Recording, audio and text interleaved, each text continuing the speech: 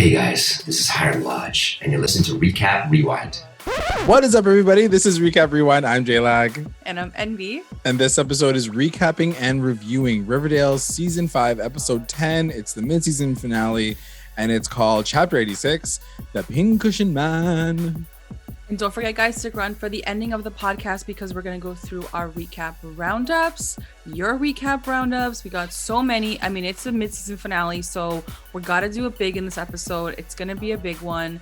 And don't forget, I mean, you guys don't know, so like you can't forget, but we have a very special episode coming up very soon with someone, wink wink, from the Riverdale community, and that's all I'm gonna say. And if you stick around for the end of the podcast, you will find out maybe who it is. Whoa. Teaser.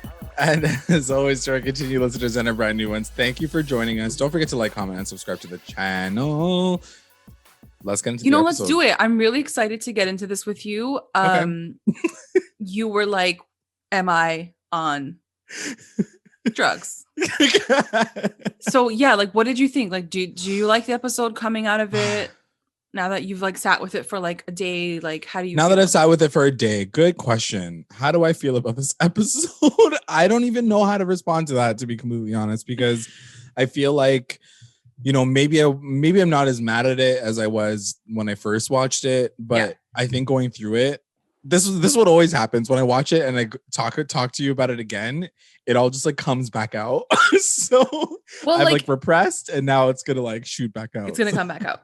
But like the thing is also, like, I have to say, like, our fans sometimes like convince me otherwise, and I'm like, wait, maybe like I wasn't being too hard, or maybe I wasn't thinking about it in this way. So like reading your guys' roundups too, and like your tweets from last night, I was like, oh, like, okay, look at it this way. Okay, let me just like take this, because like we were gonna go in, obviously, like, you know, we already know that. But I think watching it again too, I saw parts that I really did like, and I think they ended the way I guess a mid-season should have ended. Like, it did end with a cliffhanger, and like I think the way we get there is a little confusing. It doesn't make sense. But when we get there, we're like, all right, I'll buy it. Like, I'll take it, like, whatever. Yeah. But dissecting each character and seeing how they got to that end doesn't make any sense. Everyone feels very out of character, very crazy. And that's it. But just like, craziness. I don't know if I liked it, and I don't know if I didn't like it. You know what? I feel like I can veer you in one direction, at least by the end of the podcast. But like, it's just one of those things where I watch Riverdale, and as much as I want to really enjoy it, and you know, of course, there's parts of it that I really, really enjoy. I love these characters. We've been sitting with them for 5 years now. And, you know, of course, I still press play to watch it. You know, a majority of it is because of this podcast, and I do enjoy having the conversations with MB, having the conversations with everyone else out there who watches us and listens to us. But also, it's just like I do have so much investment in these characters doing well, and you know, we want the writing to be good. We want this show to be good. We've had episodes where we're like, this was a perfect episode. Like, we know it's possible in this season. In the season, the beginning of the season. So I know that it's possible to get to that level. So when I hold them to that standard and I watch something like this, it's hard for me to hear someone say something along the lines of, but like, it's Riverdale, it's so crazy. I'm like, yeah, but it can also be grounded in reality. Yeah. And it's hard because, you know, like, I wish I could laugh about this like beginning to end. I wish I was at the point in like my relationship with Riverdale to be like, this is just a joke show. Like, I just want to laugh in every scene because it's just so stupid and so silly. But they purposely try to make you laugh. So of course you're supposed to laugh at those moments. And then they also fit in all these really serious storylines, like the storyline, let's say, with Archie and the military thing. Yeah. Like, that's a pretty serious thing to talk about. So like, now I have to like reset myself and be like, oh, I can't laugh at this. This is something that's serious. This is serious. And this actually happens in real life. Exactly. So it's one of the things that like really I struggle with Riverdale, where it's like, am I supposed to take this seriously? Am I supposed to really care in those really real moments and then not give a shit about everything else? Because everything else is actually freaking insane. Like, watch this episode back, and when we talk about it, I was like, what is happening? Like, it's too much. There was too many things happening. None of it made sense. And you guys have done it before. Like, this is the thing that frustrates me. We've seen mid-season finales. We've seen series, like season finales, and they've had a great ramp up to a point. You know, like maybe the Gargoyle King stuff got really, really crazy, but like even that had like a nice ramp to something like crazy and epic. This had something that came completely out of left field. Yeah. Then another thing that came out of right field. And then like all these things started getting set up. And I'm just like, where is this? Why is this energy coming when they could just focus on one thing and really like keep it together? I don't know. What I mean? I don't know.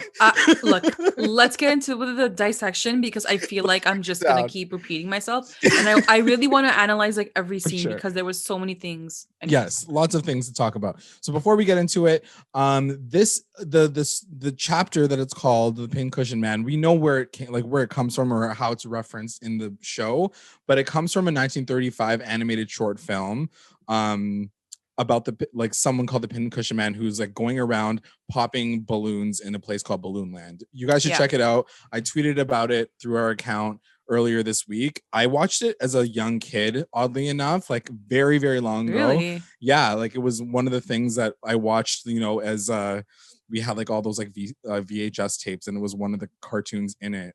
And it was, I remember thinking about it and being like, this is so fucking creepy. That's weird. But anyway, going back into it, let's start off right off the top. And just like really quickly, they take these really cool historical like references, but they don't end up meaning anything. Like it doesn't add to the story. It's just like a little like, oh, here, I'm gonna stab you like the pincushion. Like it doesn't add to like the overarching like themes of the show. Exactly. Like in a really meaningful way. But I wish they did that, because then I'd be like, damn, like that was this part and that connected here, and like that's no, it's just like a little scene, and then you're like, oh, that's like literally that was what the only reason why. Okay. Yeah. Thank you. Anyways.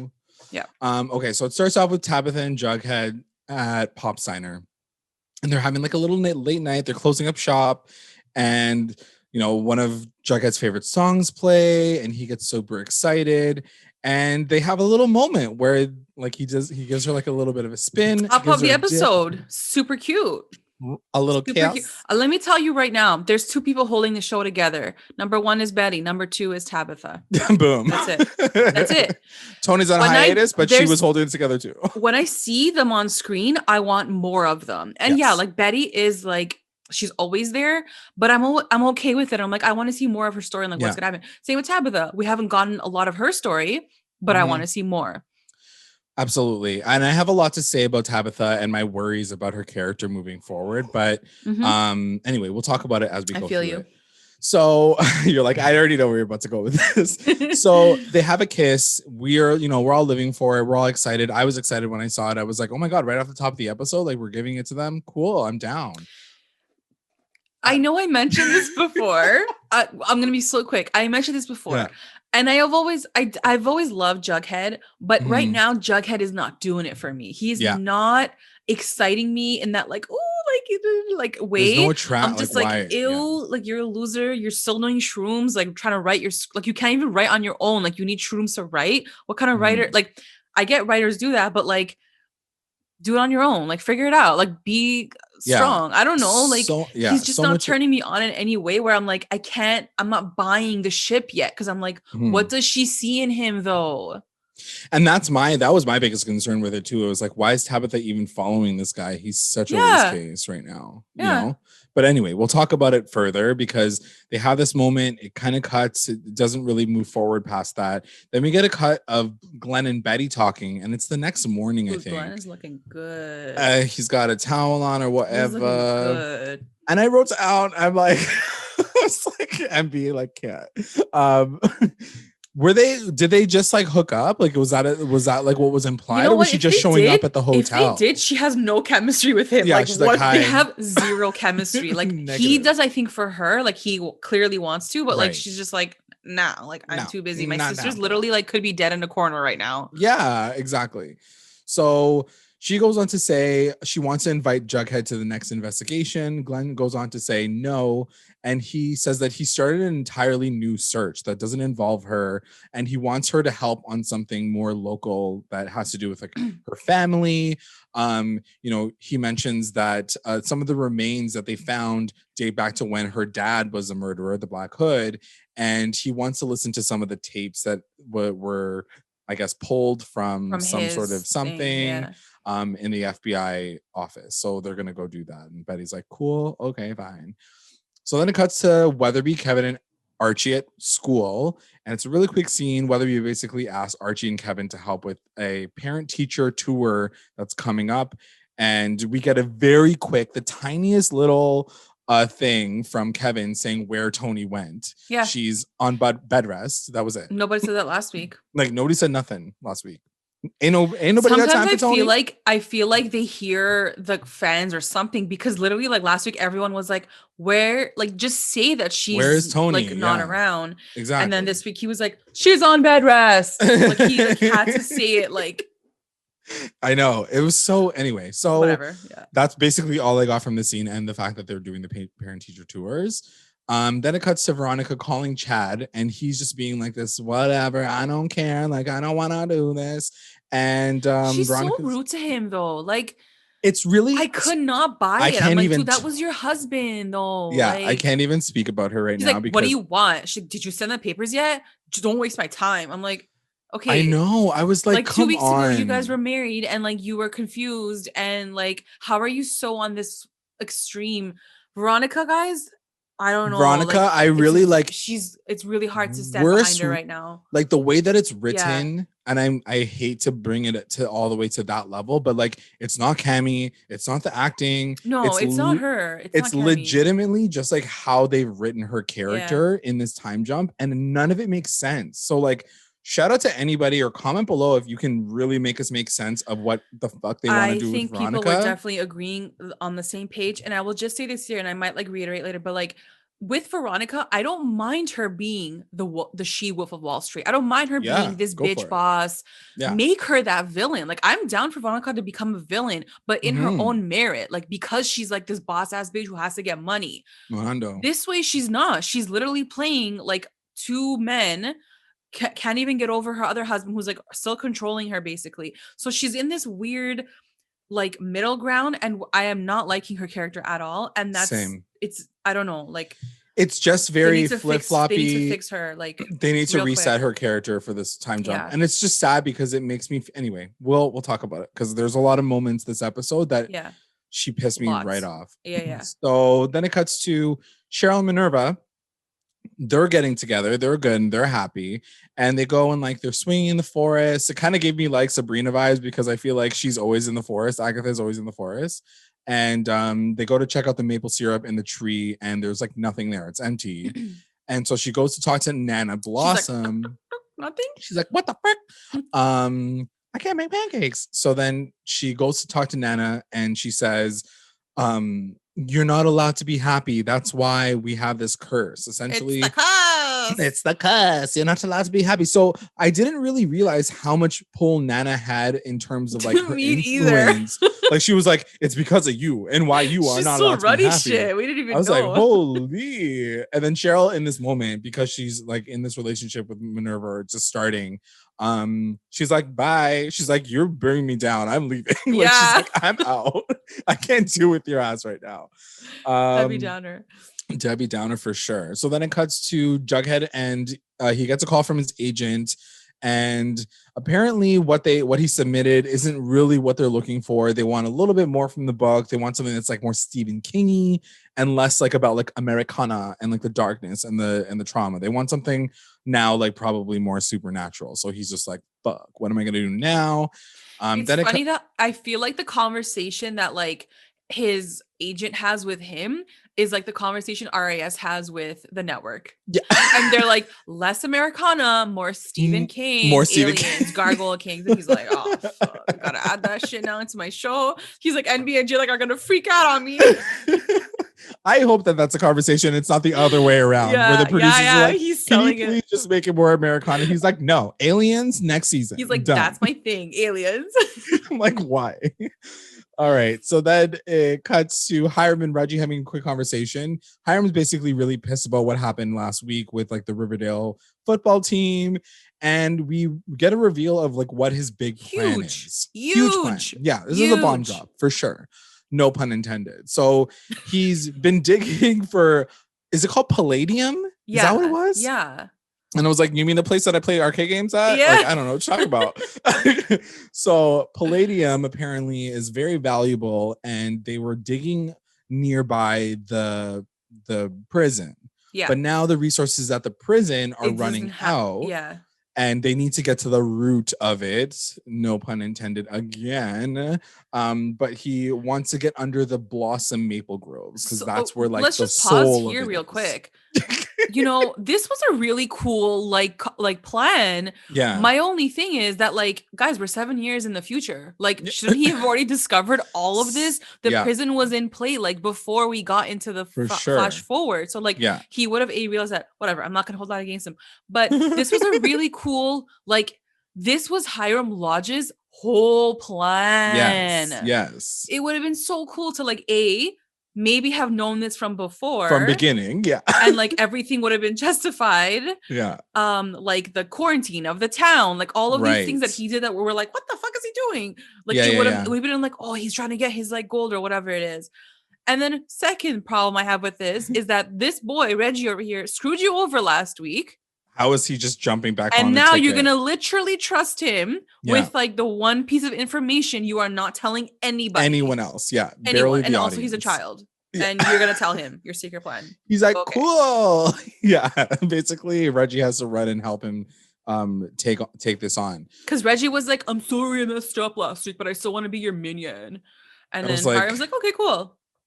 But also that doesn't make any sense. Like, no, why does he have such an affinity to Reggie? Is Reggie the only person in all of Riverdale that wants to deal with him? You know what I think it is? I literally think the only way for us to get Hiram's story is from hearing him say it to Reggie. Yeah, otherwise, there would be no way for us to hear like he'd be looking in a mirror. He's like the catalyst. Yeah, exactly. Yeah. Or like he's calling Hermione, but she doesn't answer, and he's like, darling, hey babe, I have played him under the ground. Want to come back to me, please? Thank you. Goodbye. Hope your show's going well. I need it soon. Yeah. So then it cuts to General Taylor, who is Archie's general, coming to see Archie in Riverdale. He shows up at his front door and he tells him that he nominated him for an award, the Silver Eagle. The Eagle. And Archie's very confused because he's like, so like basically my entire group died and like he's like, the mission just wasn't successful because like we all died basically. Yeah. And Taylor basically says, I don't care. You're still getting this. Like, no matter what you say, like you're still going to get this. And Archie surprisingly is now like smart enough to put it all together. And he's like, this doesn't make sense. Like the one time he ever even thinks twice. What is this man is trying to push something on me? I don't understand why I'm getting an award for doing a shitty job. So then it cuts to Pop's diner and Jughead's trying to like type on his laptop and, you know, he just can't write anything. He's just stuck. Then it cuts to Betty and Glenn listening to the tapes. So like all the Dad Black Hood tapes, and she's listening. She finds a tape and she sends it over to him, which is when we get to listen to it as well. And it turns out that what I forgot his name. What was his name? Hal? Shove it, Hal. Yeah. Shove it, Hal. Shove it, Hal. That's the only way I was able to remember it. He connected with women on Ed's list because things were not going well with Alice at a certain time. So he's like, she won't even touch me. He won't even She touch. won't even fuck me. I'm just gonna. So I had to go to the Ted's list or something. Yeah, Ed's list or whatever. Yeah. So obviously they put the connection together. He might have been involved in some of the murders. I mean, to me, this whole just proves that like Glenn probably has heard that tape before, and he went to he was inspired by Hal to go to the truck stop and stuff. Right. Like this is all kind of just like confirming that theory. That he's TBK. He could be like, it's very plausible because like he probably already listened to that tape, you know, and he heard that Hal say that. I can't even wait to talk about Glenn because like that shit was ridiculous. So then it cuts to Veronica, and she gets something in the mail. And she thinks it's the paper. She's like, lit, sweet. I got the divorce papers. She opens up this manila package, and it's pictures of her kissing Archie at the football game. And she's like, oh shit. And I was like, number one, you should have known that was going to happen. Like, you should have known that was going to happen. You know, and number two, this is literally a direct parallel to what Hiram did to our girl Hermione with Fred years ago. And we even have a scene of him showing the pictures. Like, I have the pictures. We did a video of it for Bad Guy, if you guys don't remember. Happy birthday, Marcus Velos.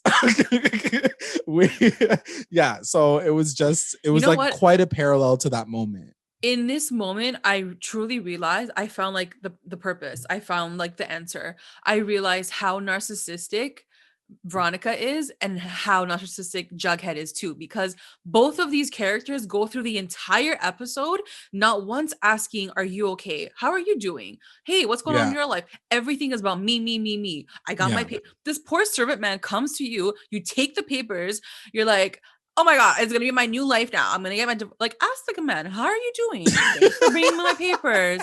How's like your life going? Are you good? Like, everything is so about them. And like, again, in this moment, she's like, oh, she's like, he's gonna have the paper signed, sealed, delivered. Bitch, are you delusional? Like, you're so delusional. You're so in your own head. Like, you know what it is, and I'm sure we'll talk about it later in this episode, but I'm almost hoping that they are writing these characters the way that they are right now on purpose, so that we don't like them and they're gonna have a swing moment.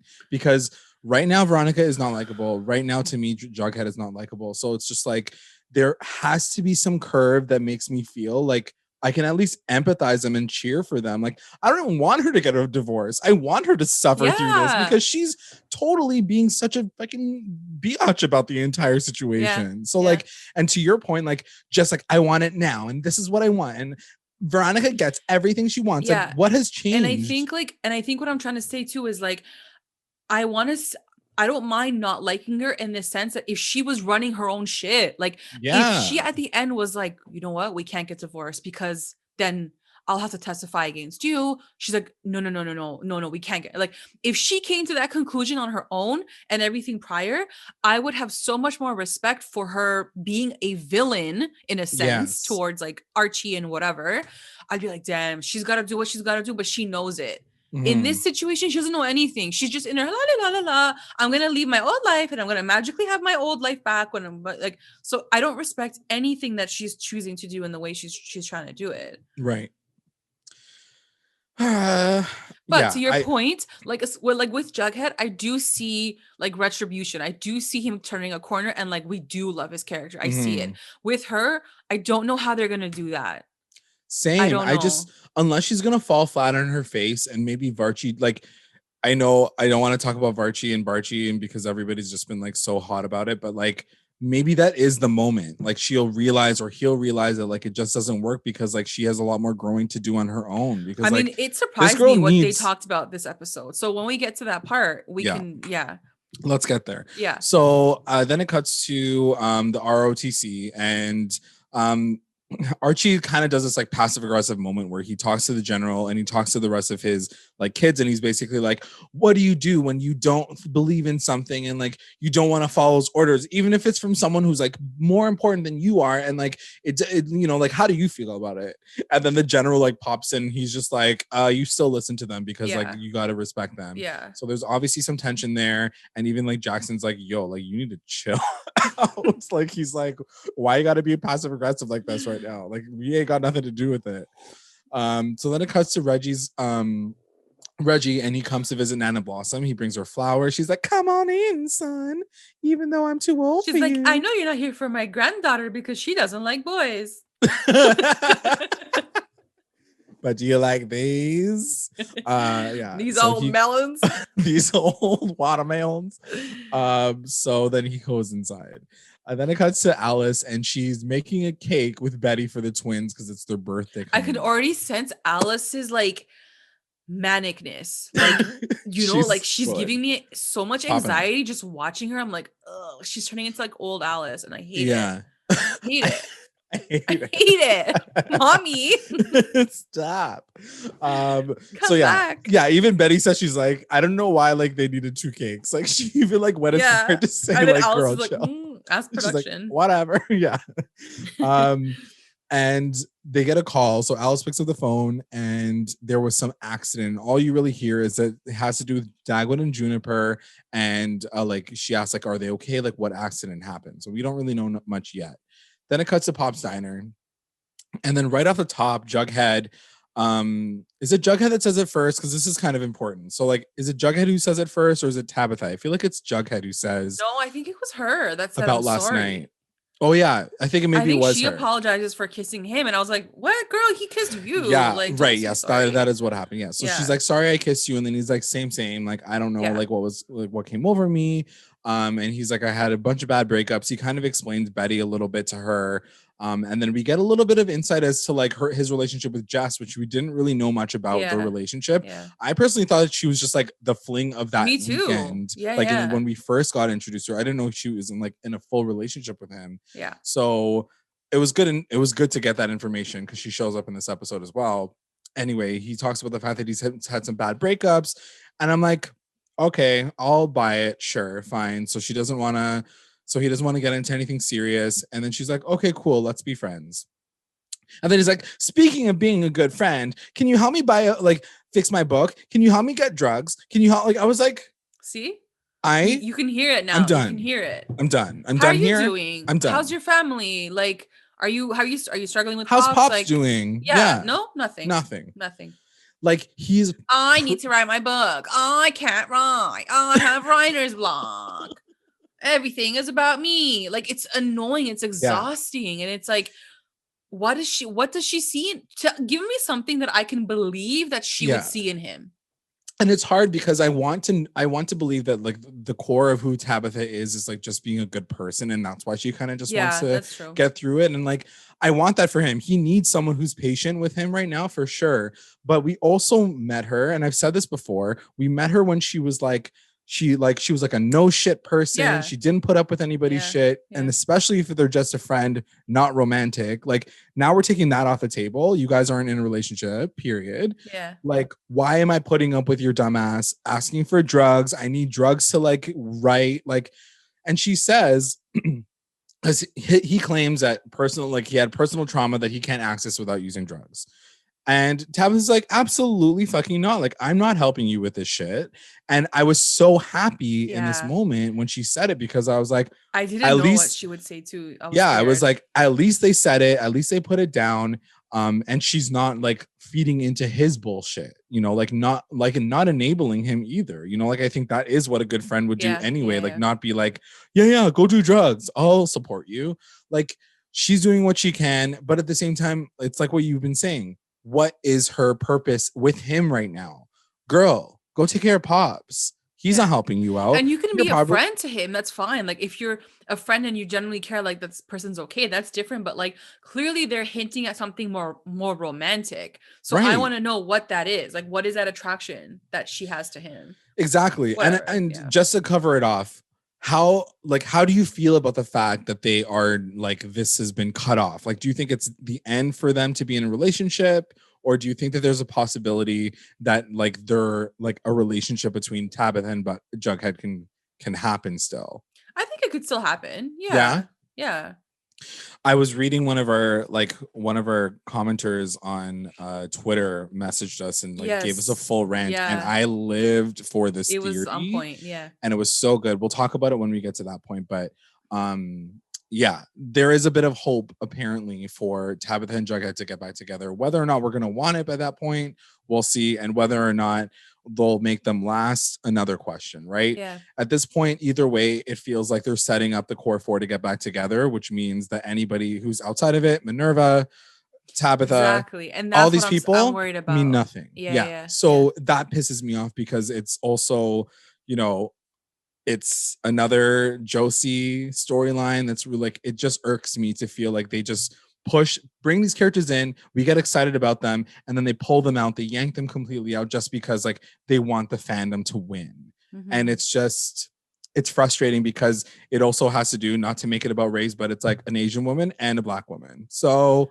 just going to put it out there. Yeah. And it's kind of annoying to see in a show that's this popular that like these characters can be like thrown and tossed around the way that they've kind of done in the past. And I was hoping that they would learn their lesson from Josie. I was hoping that they would learn their lesson from Tony. And I'm really hoping they learn their lesson with Tabitha and they don't do her dirty. So let's see. Anyway, end of rant. Then it cuts to Veronica and Archie talking, and she tells him, she says like, I have to go to New York, I need to see him, and he's just like so like whiny baby about it. He's like, oh, why do you have to go though? Like, I don't want you to go. Like, I'm gonna stay like one night, and he's like, a night. He's like, what? She's like, don't worry, I'll stay at Katie's house in Washington Heights. Okay, thanks for the extra detail of the crossover once again. Like, we get it. Does Katie even like you? Because I feel like you just pop in and out of her life. Like, does she even want you in her life? Like, oh my god. And also, like, why do you keep referring to a show that has been canceled? Old? Like, it's gone. Guys, get it? Like, we ain't never gonna see Katie anymore. So we don't need to hear about Katie anymore. Sorry, girl. R.I.P. Anyways, unless maybe, who knows, maybe Riverdale's gonna try to like reel her character back in, but I feel like she's a little cursed. So they need to pay Lucy Hale for the amount of times they've mentioned her character. They need to bring this girl back on screen and pay her. But also, like I said, I don't know if she. Also, like, she's having a good time with Ski Ulrich, so they might not want to come back. Ooh, girl. Unless he brings her back too. Ooh. Alice is definitely gonna lose it. She'll lose it. Oh my god! If they come back together, like in the show, he's like, I would you know your die. friend Katie Keene from Washington Heights? I'm fucking her. Yeah. That's the one. Like, what? Someone else can refer to Katie Keene in this show? Oh my god! He's like, yeah, because I be dating that girl. All right, so back on track. Back to the show. Yeah, so this is when she divulges like the whole story. We get a little bit more information on this helicopter crash. So she says that one night she was having dinner, and this was like the 1% storyline that I could give a fuck about. I wanted to. The 1%. I was like, we took our helicopter to a party. I was like, to a party? You didn't even stay all weekend? You went back that same night? Unrelatable. What, you just parked your chopper? And it was funny because I didn't know she was talking about the helicopter story until she got to the end of the story, and she was like, and that's when we took the helicopter back into the city. I was like, bitch. Yeah. Not everybody's going out here in like, helicopter. Like, that's the thing. Even as Archie, isn't he just like, yo, you are not the same girl? That's what I was thinking. Like that's what I was like, she's so far from who he is. Like, what is far from like who he who he kind of like who they became with each other in the small town in Riverdale. She's out here like flying to in helicopters for like a dinner with her friends. Like, that's nothing that he would ever do. Like, when does he ever? The last time he was in a helicopter, he was probably jumping off of it to like fight people in a war. And something she does mention, which we did talk about this. We were wondering if at that point they were in a happy marriage. Yes, but she confirms that they weren't, because she said even when they were in the helicopter or whatever, she was like, I was just hoping that we would get a divorce. I was just miserable. Da da da da. And I was like, really girl, you've been miserable, like. Yeah. What did you see in this guy? Like, I don't understand. Like, yeah, it's so hard because like you literally went to the point, like, unless he held you at gunpoint to get married, like, I don't know how you guys decided to get to that's that what step. I'm saying. Yeah. I mean, I'm sure it happens. Shit, but like all of these layers, like, you cannot, unless you're like this crazy, like, you know, VARCHIE fan, you can't see all of these layers and not let it change your perspective about her character. Like, question it at the very least. Question it. Yeah. Like, who are you? Yeah, like, who are you as a person? Like, I don't like what story they gave her. That's the thing that frustrates me the most. So anyway, they get into this really bad fight. She even wishes, like, she was like, I just thought a dark thought, and I just wish that he would die. So remind me why she justified that. Like, why did she even tell him about the plane crash? Like, what did that have to do with? Because she feels guilty. She's giving a reasoning as to why she's like going back to New York. She has to go back. And she feels bad because like in that moment she wished that he would die in that like helicopter. And then that same night when they left on the helicopter, they crashed and she almost died. And I was like, that is such a weird way to have a deep conversation, like 3 episodes after they've been like together. You know what I mean? Like, you guys have pillow talk. I You can't guys even never question mentioned. that.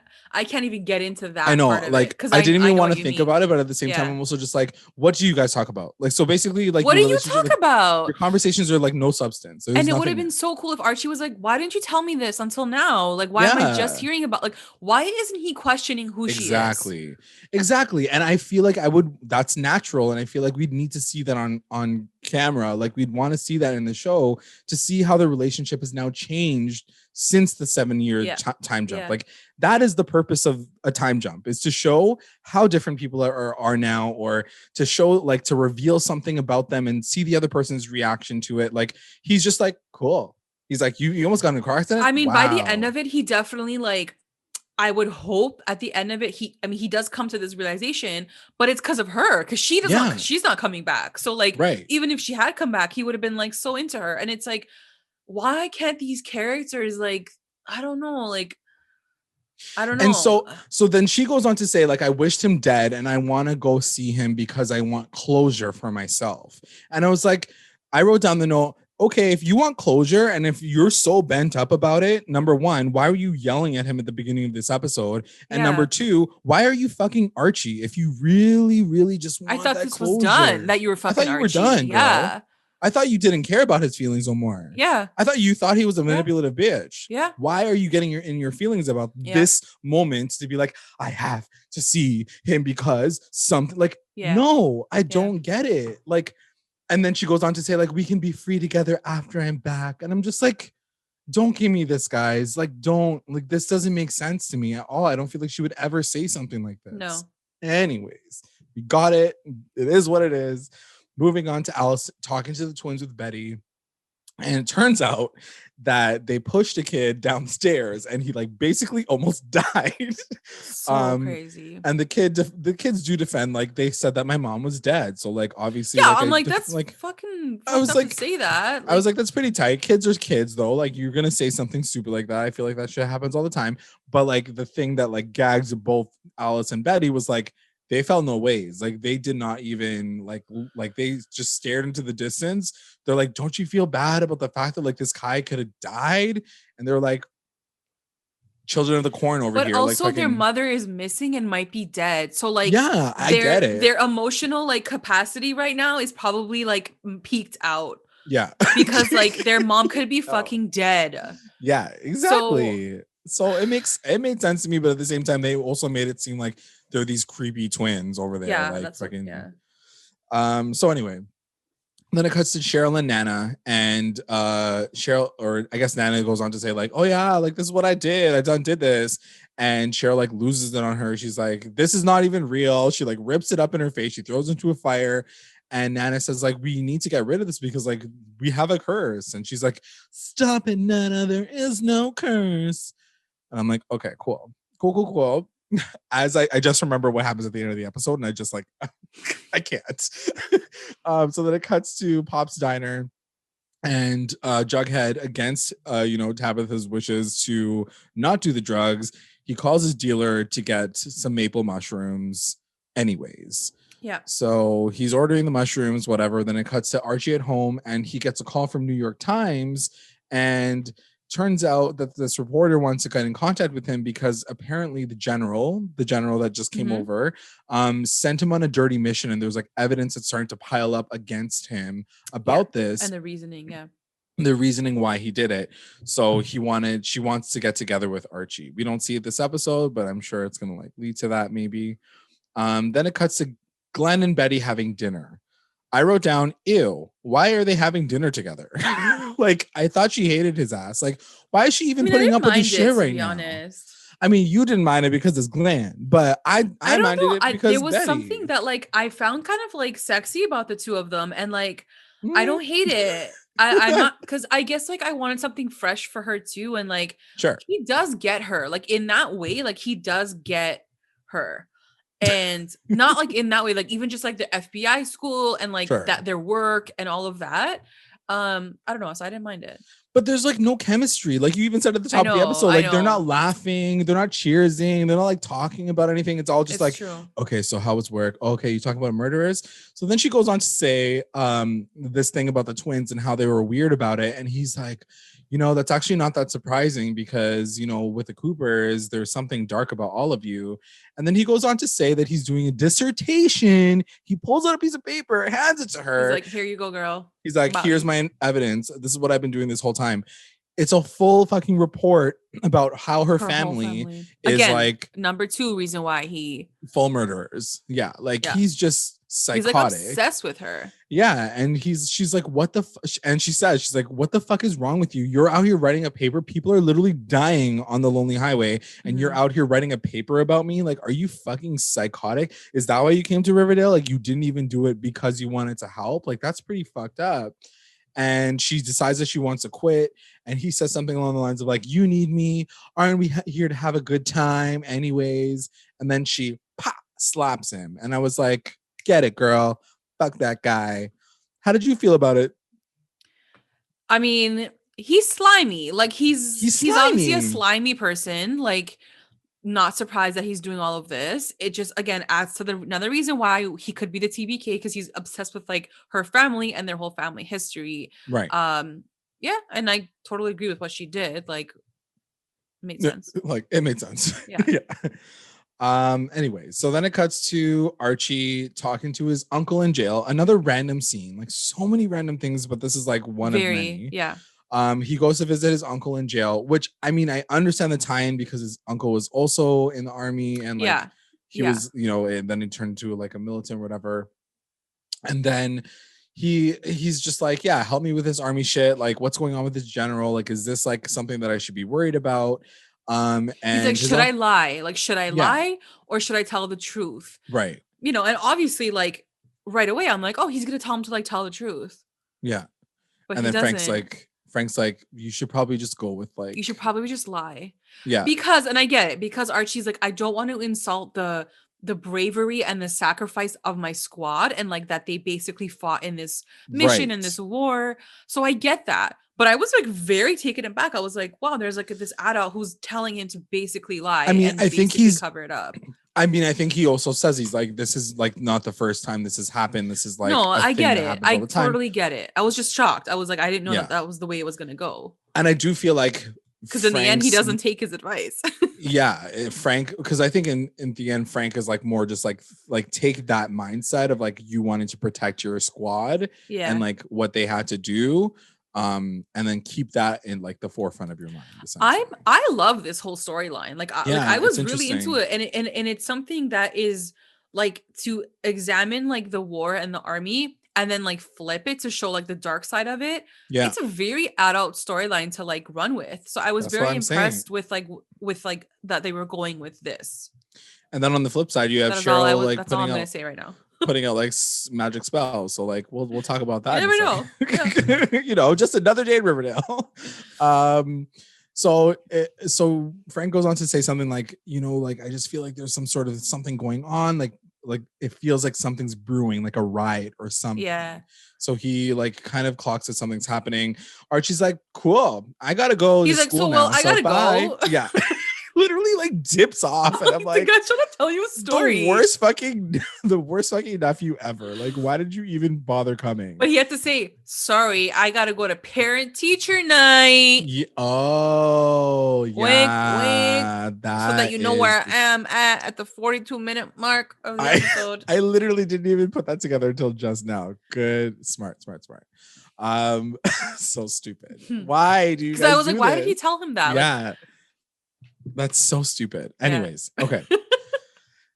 So then it cuts. You're like, to, I can't. I can't even. One more thing. Like, I know, I'm like Jenga right now. So then it cuts to Reggie and Hiram talking, and they're about to cheers. They're like, yes, we got the contracts, good to go. Cheryl walks in, and she's like, you know what? Those contracts were not even real because like Nana, I already like claimed her to be senile, like from time. Like she can't even write any papers. Like she's like out to lunch. Like she's not doing anything. You're never gonna get the Maple Groves. Like nothing's gonna have her happen. She dips. And then Hiram's like fuming, like he's about to like lose it on Reggie, and Reggie's like, sorry, I didn't mean for that to happen. He was like, just fix it. I don't care what you do, just fix it now. So then now Reggie obviously has to do something extreme. Then it cuts to Pop's diner, and Jess comes in with a bag of shrooms. Jessica. She comes in with a bag of shrooms for Jughead. Jughead's like, what are you doing here? And she's like, well, I'm the new runner for your drug dealer. And she's like, so do you want to do them with me? And this is when Tabitha kind of rolls in and is like, oh my God, are those like the are we gonna do that, babe? Because you're my boyfriend. So she pretends to be his girlfriend in this moment. And if he could not get even more of a turn off, he asks. He actually does in this moment. Yeah, he asks for his ex-girlfriend, who is now the drug runner, to spot him for the drugs he's using to write the book that he is lying to his ex about a friend that he doesn't want to be romantic with to do the drugs. He can't even afford his own drugs that he's gonna take to help him write his own book. Write a book. Dude, this guy's dick must be like made out of 24 karat gold. Huge gold. Like what is the attraction to this man? Like he can't even afford his own drugs. I am done. I don't get it. He smells like onion rings. He can't afford his own drugs.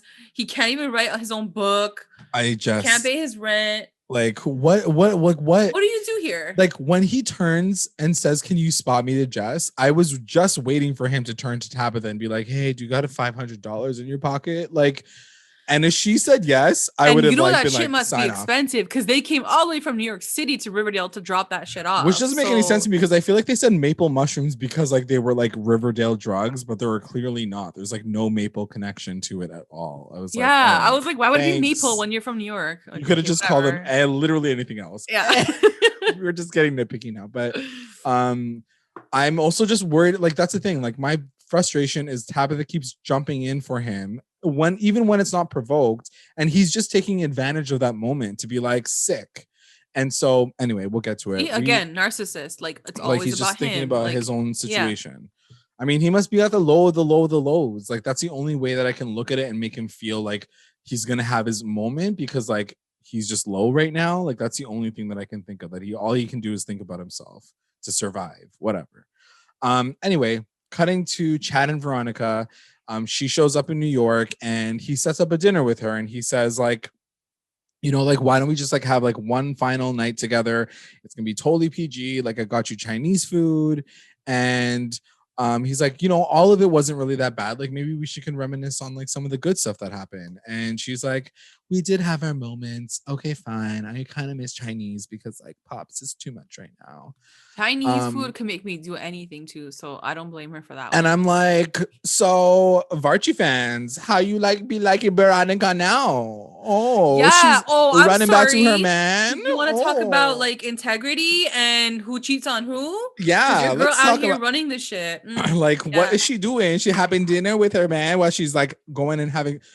Y'all don't even come for me ever. Ever do not talk to any BARCHIE fan, anyone else. Ever bring up to me that BARCHIE had no connection, no chemistry. They're just sex. They just want to fuck. Get out of the room, please. Get out. Please leave. Go and sit with Veronica. Goodbye. Thank you.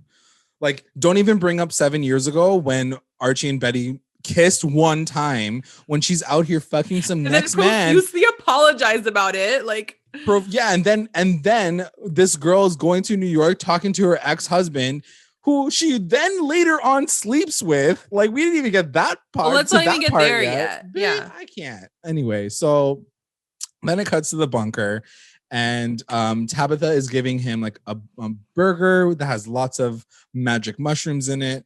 And she's like sitting there and he's like, you don't have to watch me the entire time. And did we get to that point? Oh yeah. He does say he says it in earlier that like she's like, I'll help you. Like if you're gonna do it anyway, like at least I'll be there to help you.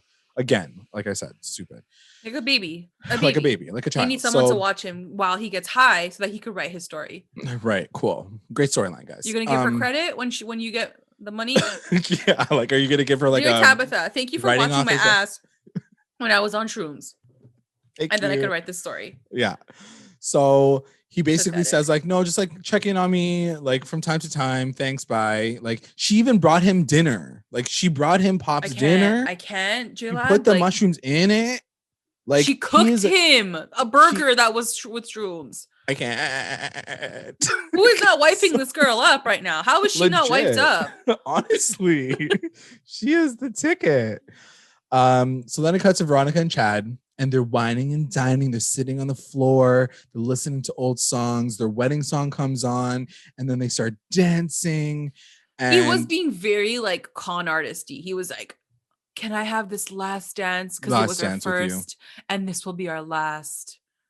But then at the same time, I was also like kind of like in the same mindset of like, yeah, you were now like breaking up with your wife of a year. And like, oh wait, did you believe him that he was actually like gonna do it? Yeah, in my mind, I was totally like in his like corner at this moment. Really? It's bad, right? That's bad. I didn't believe for a second. I knew when I saw the fucking Chinese food, I'm like, no, I'm like, this guy's because like it doesn't make sense. Like, I mean, I didn't think that he was going to sign the papers, but like the other stuff that he said, I was shocked by that. Yeah, like, I guess all that stuff, I didn't know that. Understand. Yeah. Like, I didn't know that he was going to do that, but like I definitely knew that this wasn't coming from a genuine place. But I thought that it was coming from a place where he's like going to try to get her back. But don't get me wrong. I wish it was. Like, I wish it did come from a place where he was like, I do love, and I do think in his twisted mind, he does love her. And I think that's why there's so many parallels between like Hiram and Hermione. Cause like, it's the same dynamic where like, you do love that person in a weird, sick,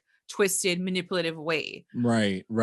But again, like to your point, like, I wish he was being genuine. Like, I wish he was doing all of these things for like an actual like reason, for not just reason. for like his own purpose. And but so then he goes on to say, like, you know, we've been through so much together. I thought we'd be together forever.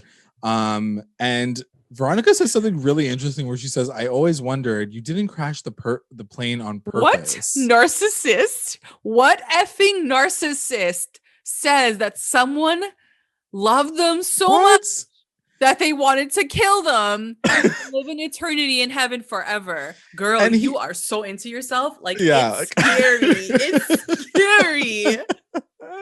Like, did you try to kill both of us?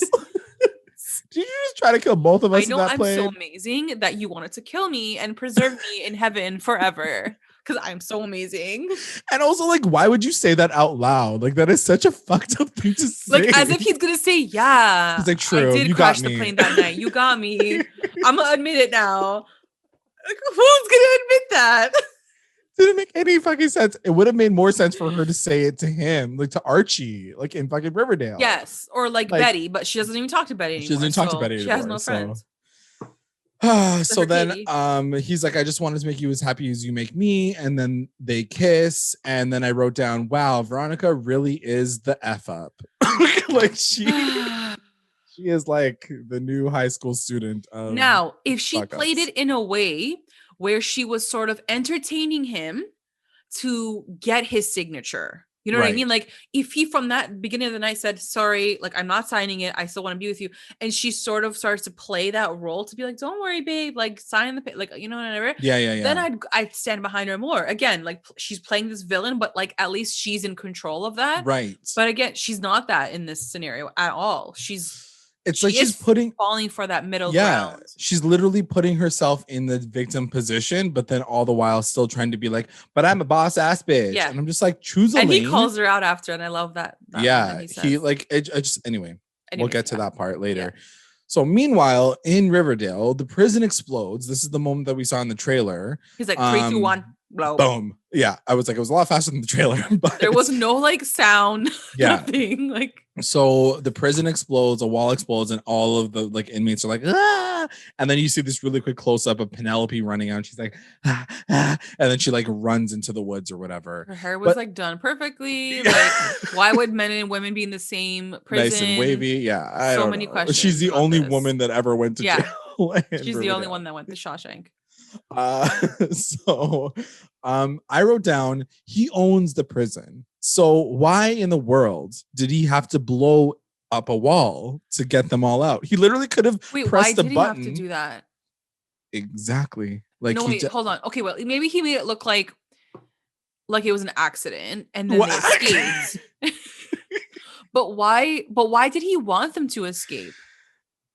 Yeah. Oh, no, he did it because he wanted to like wreak havoc on the town and like Okay, do a that's bunch of okay. stuff, right? I think Yeah. that's what Yeah, the whole yeah. Oh, situation yeah, that was. makes He just sense. wanted to like wreak havoc. But you're and, like, saying like why not just open the doors and let them out? yeah, he just had to press a button and tell like he True. could have paid all the security guards, tell them to open up the gates at this time. Yeah, it's not like they're not paid off already. They're already paid off. Yeah, exactly. Yeah, So that's for me, true. I was just like, what's with the drama of it? Yeah. For the trailer, because the trailer was pretty good. So Yeah, for the 3, 2, 1. yeah, for the 3, 2, 1, blow up. Yeah, exactly. Breathe in, Oh, I breathe can out. see you cringing. Yeah, I can't. So then it cuts to Reggie, and in the same moment of like the prison thing happening, he puts fire. He lights up the entire Maple Grove. Like he sets them all on fire. He's like, that's the only other solution is to like get rid of this land. So Yeah. they have to get rid of it. Then it cuts to the tour. But again, like why? Okay, I won't ask that because that makes sense. It's like too many things. Yeah, that's fine. So during the tour at school, the power goes out and Archie goes in to check, and it's like everybody. So it's like Kevin, a bunch of parents, it's the general. So they're all in school together. Then it cuts to Betty, Alice, and the twins, and they're, you know, about to have cake or whatever. And the doorbell rings, and one of the kids go to get it. And Why sure would enough, you let a kid go get the why? door number I one? that part I did not understand at all. In I was like, Riverdale, where people go missing all the time. like literally, like some literally, your daughter's murderer. missing right now. Like, exactly. Like, don't think it's Polly who's coming to your door right now, girls. I thought for a second it was Polly. I'm like, Oh, no, really? she's back. No, I was like, wait, no. She's gonna run right to the house. So Charles and Chick come in. Surprise, surprise. I just wrote down what the F is happening. They're having dinner with murderers. They came to celebrate because they want to get married. Like those are my notes. But then they also want to play a game for their bachelor party called the Pincushion Man.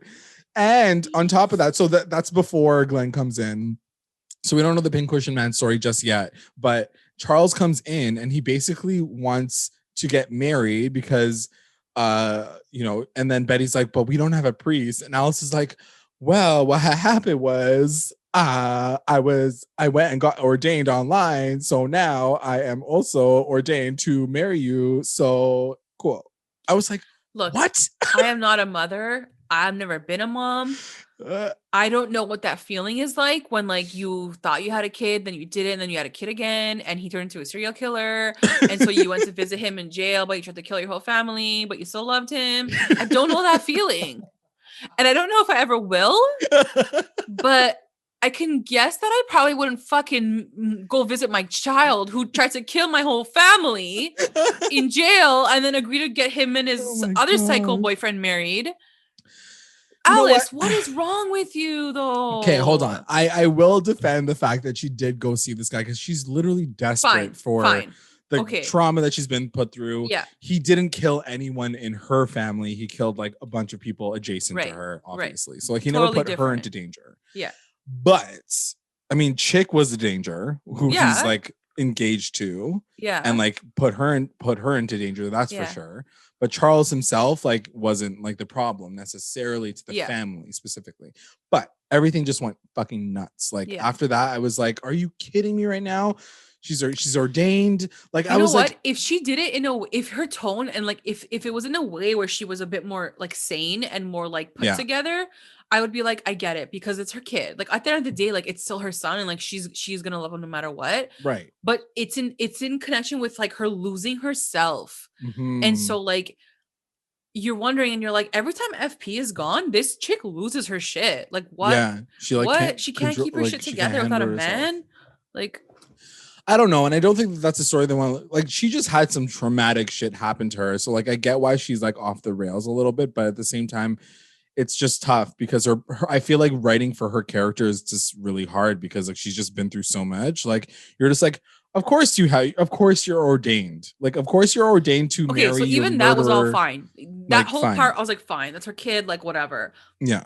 And then like everything else that happens after. Yeah, because her reaction to it afterwards still made me shocked. I was like, girl, come on. Like her just being like, I'm good to go with this. Is that what you mean? No, like after when like Glenn came in and then like Oh, begged okay. to save everyone, like that whole Yeah, yeah, thing. yeah, And then yeah. after she's like, oh my god, my son, oh my god, oh my Yeah, god. yeah, Like, yeah. girl, wake the fuck up. Like Yeah, Betty could have so- died. Your grandchildren could have died. Yeah, it's a lot. It's a lot of things. But like that's like I said, they've written her to be such a conflicted character that like what I don't even know how. Like you said it yourself, like I don't even know how you would react in a It's situation true. like that because You know like, what? who the fuck would be in that situation? Like, The literally list of problems that we face in Riverdale, she's at the bottom of that. So it's okay, Alice. You do you. We get you. There are so many other issues that we need to like deal with. Yeah, exactly. Alice, And you're good. Don't worry like, about it. Just it's keep fine. doing your crazy. just you do you, girl. Yeah, Bake you go. those two You go off cakes. it. You good. Yeah. So then it cuts to Archie and he's fixing the breaker or whatever, and a loose prisoner comes in and attacks him. Archie beats his ass down, whatever. The sequence was so long and extra. I was like, we get it. KJ can fight. Yeah. Archie can fight. Archie's I don't need a 10-minute sequence. fight sequence. I Whoa. really don't. I mean, It was fine. So boring. Fine. Then he fights another person. Yeah. He fights like It 3 keeps people. going. Like, it doesn't even stop there. He fights another guy who's like twice his age, who literally like whips him with a crowbar into his leg. I was like, how are you standing? Like, if a crowbar was whipped into your shin, It's like too dramatic. It's like it's too dramatic, much. too like, comic booky, like to that get level. Kevin in there. Let Kevin help out a little bit. Like, Which, yeah, he's barely useful in this fucking episode. So, like, why was number really quickly? Why was Kevin even there? Like, he was not necessary in this episode at all. isn't he like a teacher? Yeah, but what did he do? Like, there was no reason for him to even. He had to exist tell in this us that episode. Tony is bound bed rest. Yeah, that's That's the only reason why they added him. fucking hell. So, meanwhile, this tour is like getting ransacked by some next people. Like they're like holding them at gunpoint. They're like, give me all your shit. And then at that same time, there's a struggle. Archie comes in, beats all their asses. And then once everybody's kind of gone, he says, like, there's lots of other ones out there. What are we gonna do? Archie's like, we should try to get out of here. The general's like, no, we got to stay here and like barricade ourselves. So then they decide He's to like, I barricate got a themselves. gun. He's like, here, this is what I have. This is all I have to offer. And I was like, okay, cool. I thought that the general was going to shoot somebody, to be honest. But I love he what didn't do Archie that. said. He's like, can you put your gun away? Like, we're in a high school with Yeah, kids. chill out, bro. And then he's like, you have 6 bullets in there, okay? What the F are you going to do with 6 bullets? Yeah, exactly. That was smart. I'm like, good job, Archie. Like, you did good. So anyway, they decide they're going to barricade themselves. Archie's going to go find a way out or whatever. I didn't even really understand the plan / didn't care. So then it cuts to Alice and she's marrying Charles and Chick. And this is the moment where Glenn comes in. He's like, ding dong. They open the door. And I was like, why doesn't anybody just lock this fucking door? Can anybody just put a latch at the top? Like the amount of times people have intruded into this family's home, you'd think that it would be a full like ultra lock Deadbolt. system, Yeah, like yeah. deadbolt system. So he waltzes right in, and Charles, he sees Charles and Chick, and he's like, what the hell's happening in here? And it turns out Glenn and Charles used to go to the same academies, like they were in the academy FBI, together. Yeah. So there's like some history there. And he even says to like, Also, Glenn, how he's does that like, make sense? Glenn. If Charles went to jail 7 years ago, Right. Glenn was in the FBI for 7 years. That's But then the he thing was that also a trainee. He was a trainee Yeah. with Betty. Yeah, I guess Doesn't he's make like any that sense. old. Like I guess he's like from time. Like he's been there from time. I don't know. It doesn't make any sense. But he to also was me. training with Betty. So like, how could he be? Like they didn't age 7 years, basically, is what's happening. I don't get it. You're very confused. So anyway, so Betty at this point in time spills the tea that he's writing this paper, and Charles gets pretty pissed. Everybody gets pretty pissed about it. They're like, "What the fuck? You're writing a paper about us?" I was like, the whole was Cooper funny. family It is was gonna go funny. off and like get Yeah. ready to kill this guy. And it was funny because in this moment, even Chick is like, "What about me?" Like he like kind of gets like annoyed that he wasn't a part of the conversation. So Charles decides that he's gonna play a game with Glenn. Cuts to the sergeant and Archie talking in the school. The general's holding the gun like this, and then in that moment, like Frank comes in through like the doors, the windows, or whatever, and I wrote down that I thought that Frank was going to get shot by the general because I was like, why is this guy whipping a gun around? And then Frank comes in. Anyway, that didn't happen. So I'm glad it didn't. But it was just random the way that they kind of like put it all together. It was very confusing. I was like, why do I care about this gun? Like, why are we talking about this fucking gun so much? So Frank basically says like, it turns out that there's obviously like people who are being paid to like cause a riot in Riverdale. So it cuts to the Cooper Res, and they decide to play something called the Pincushion Man, which is basically sticking a pin into a man, and it was stupid. So because it's the kid's birthdays, Juniper and Dagwood, he says like, this is your pin and you're gonna stick it into the Pincushion Man, and it's like a gigantic knife. And this kid is like fucking traumatized to begin with. First of all, this whole situation was traumatizing. Betty goes on to be like, please don't make this child do this. Like, they're going to be traumatized. Like, we have to save their innocence at least. I'm like, it's too late.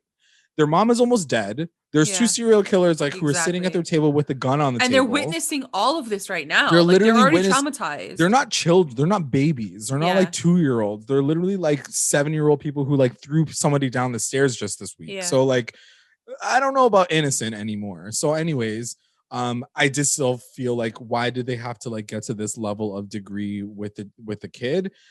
He ends up saying like, okay, fine. Like, you won't do it. You have to take her turn then.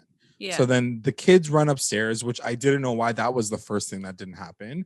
And she decides that she's going to stab Glenn. So she goes in and she's like, just trust me. And then she's like, fuck you. And she stabs him. I'm like, I didn't know she had to like say fuck you. But okay. She had to act it out. Yeah, she had to act it out. So she stabs him. And in that moment, he's like, and then she like whips it out of his stomach and like chucks it at Chick. Yeah. And then girl, man, she's fucking like Kill Bill over here. Freaking Kill Bill. Yeah. Yeah, fucking Kill Betty. So then she whips it at Chick. And then Charles gets charged by Alice and they have a struggle with the gun. And while he's kind of like on top of her struggling, she shoots him and he like lays flat on the floor. She's like bawling her eyes out, freaking the fuck out that she just shot her son. And yeah, I guess to your point, like, why are you even like stressed right now? Like, he just tried to kill. I mean, like, I get her reaction. She's also like overwhelmed. It's true. Like, and I guess like what I said was kind of unfair. Like, she does end up shooting him. So like That's like guilt protect. She does try to protect her grandkids and Betty too with doing that. So yeah. And also, like, yeah, I mean, I feel like with Charles especially, it's such a complicated relationship because, like, that's the kid that they gave up. That's so, like, the thing. It's a very, like, different... Yeah. Also, I think like... it makes sense. It was so funny when Charles was like... Or who was it? Was it Charles? Or was it Glenn? But somebody was trying to, like, explain... No, I think it was Glenn. He was like, we all know that, like... Your dad was a serial killer, but he didn't have the gene. But Charles has the serial killer gene. You have the gene, but you're not a serial killer. I'm like, this is so confusing. Yeah. So he like re-explained the whole like genetic pool, like the web of genetics. The web of genetics. It doesn't make sense though, because like it was all just like it's still gene? Reading. Listen to it back. I'm just like, none of this made sense in the first place. Why did you guys make the storyline? Like, why did you make Hal a serial killer when he didn't have the serial killer gene, but Betty had the serial killer gene, but she's not a serial killer. But then her brother why even bring the gene into play when he didn't have the gene to begin with? Like none of it made so Alice has the gene. Alice has the gene, which is why Charles has the gene, which is why he became a serial killer. I can't even speak because I'm like running out of breath. And it's like this thing it's not even real. Serial killer gene. Like none of it's even real. I think the one thing my fiance heard ever was like a serial killer gene. Yeah. He's like, well, no, but I heard I think we looked it up and I think it is a thing. No, I don't think it is. I think I looked it up and it wasn't a thing. Oh, it was fake. It's like a Wikipedia thing that was written for Riverdale. So anyway, so she shoots him, she's freaking out. Then it cuts Tabitha and Jughead, and he's like high out of his mind, and he has a moment where he wants to dance with Tabitha. And he calls her or he's like, don't be such a Betty. Like, he like pulls that line on her. I was like, oh, you so mean. I was like, I don't know if that's insulting to Tabitha or to Betty. Yeah. I was like, what you trying to say out here? Anyway, so she's like, you need to write your book. You need to focus up. So she cuffs him to the table. and he's like losing it. She's like, I'll see you in the morning. Don't worry, you'll be fine. He leaves. Number one, like, thing that you probably shouldn't do when someone's on mushrooms is cuff them to a table. Them and cuff them to a table. Like, I'm like, girl.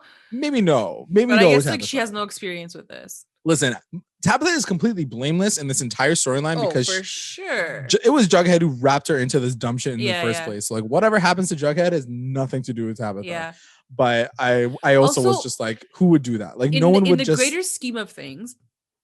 Yeah. What is it to say that Jughead, this amazing writer, this amazing science fiction writer, had to take drugs to write his story? And yes, it might be a real thing that real writers tend to do to write stories. Yes. But as a hero in our story, why do you have to have him take psychedelics to be able to write a good story? Right. Why can't he sit there and from his own mind write something?